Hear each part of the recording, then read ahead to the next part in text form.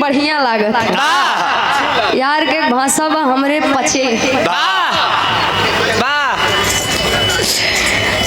बड़ी बढ़िया लागत है। और प्रयागराज में ऐसा कुछ लोग हैं जिनका हमार भाषा बड़ी प्यारी लागत है। अपने खास एक बात बताओ देखा जमाना पहले ऐसा रहन पहले के लोग दादा रहे काका रहे अब लेकिन दादा काका वाला जमाना गा अब grand father grand mother uncle aunty वाला जमाना हुई बा का करबा पहले के जमाना में लोग काका रहे थोड़ा जमाना परिवर्तन भा चाचा हो गए फिर चाचू हो गए अब वो नहीं अंकल हो गए और नहीं आंटी हो गई। इंग्लिश के दौर बा आज के जमाने में जिसका इंग्लिश नहीं आवे जान ले कुछ ना आते। आप देश के कर्णधार बच्चे भैया पीछे से हल्ला कर रहा है आराम से शांति और हमारी आवाज जहाँ तक भी जाती हो हम लोग गीत बिरहा गायिका रुचि यादव प्रतापगढ़ की पावन धरती से एक स्वर में सबके नमस्ते प्रणाम अभिनंदन एवं वंदन स्वागत बा। आशीर्वाद के चाह रही कि हम बच्चे अपनी कला में कामयाब रहे। देखा कहा थे देवी देवता के दर्शन जब चाहे तब कैले लेकिन मनई के दर्शन बड़े भाग से मिले थे बड़े भाग्य से प्राप्त होते हैं। लालगंज में मासी नोचत ये मार सौभाग्य है भैया प्रयागराज वाले इनके दर्शन बड़ा बड़ा भाग्य से प्राप्त होते हैं।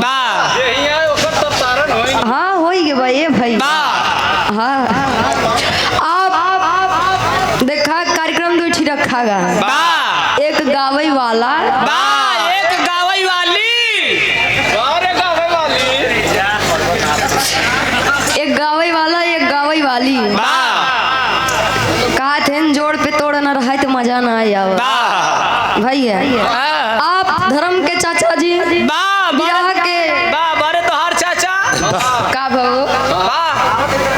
चाचा न रही तो के रहे बिरहा के बहुत ही सुंदर कलाकार सुंदर है भी हाँ भैया वहाँ से बड़ी बढ़िया धुन तराना सुनई के मिला लाले लाले होठवा से चुएला ललैया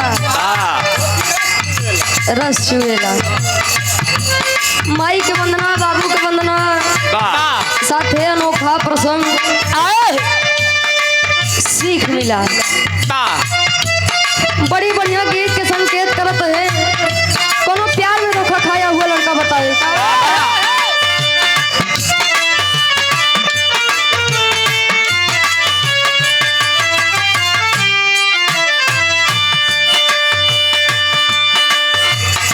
पगली के भइल बाटे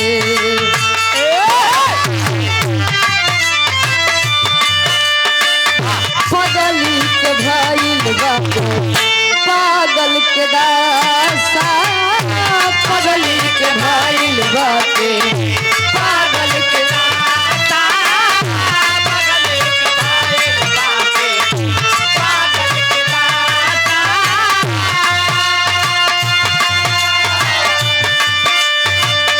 आज हमरा पता चलल प्रेम के भाषा आज हमरा पता चलल प्रेम के भाषा आज हमरा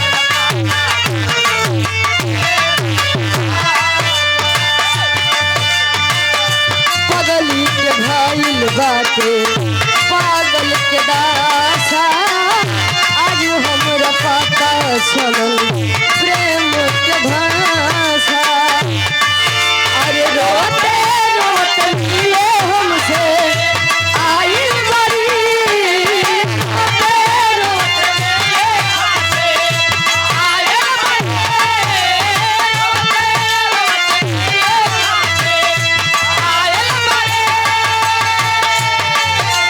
रोते रोते मिले हमसे आइल बड़ी बाबा हमारी जान आज हट्टी से लिपाइल बड़ी हमारी जान आज हट्टी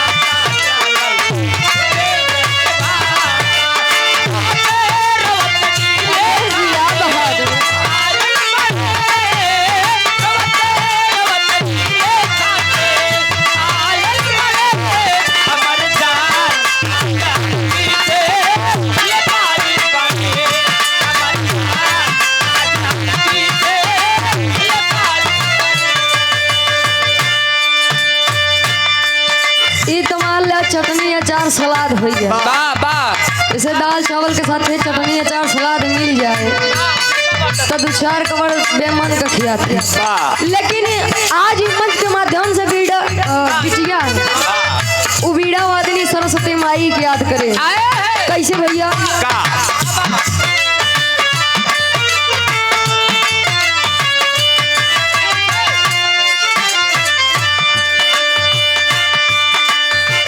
बीड़ा वाली बीड़ा के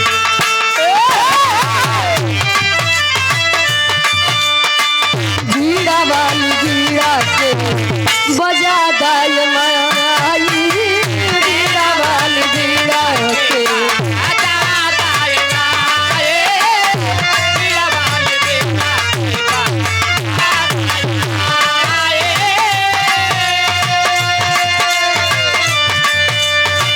सरगम सजा के सोई सजा दाय